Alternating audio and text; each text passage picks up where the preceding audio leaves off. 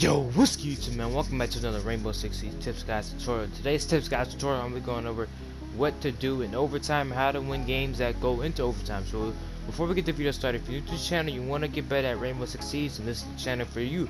So, without further ado, why not subscribe to the channel and turn on post notifications if you want to get better. I promise you, by the end of this week, if you watch my videos, you will get better at the game. So, with all that talking, all that nonsense out the way, let's get into the video. So, overtime is really simple. It's really simple to win in overtime. And my tips, what I'm about to tell you, is going to help you win more overtime games. So, in the games that you go into overtime. So, basically, there's 3-3, right? The things you want to do in overtime are not the things you did at the beginning of the game unless they work. Let's say one round during the second or third round of the game. Something you did work and then y'all didn't do it until all the way until overtime. That's fine.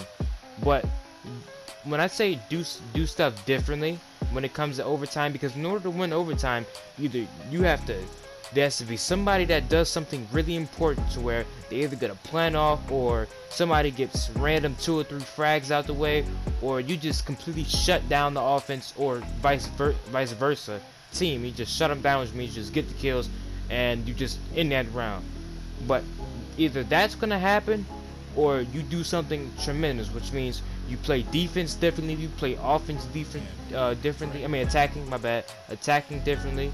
So what that means is, don't go all the way out the charts, like let's say just one round you rush in overtime and nobody rushed the whole game, because it can work, but it's a risk.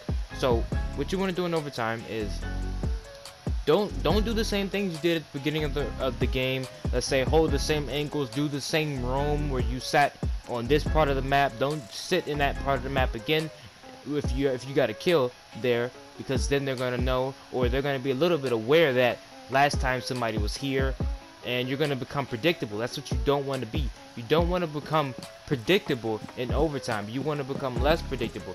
When overtime comes, you want to make it seem like you're a whole new team, and that your enemy team has never played against you before, because they don't know what to expect.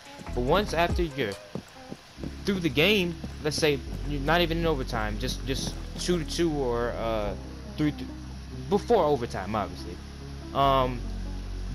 They eventually got used to that type of playstyle that your team has been playing like.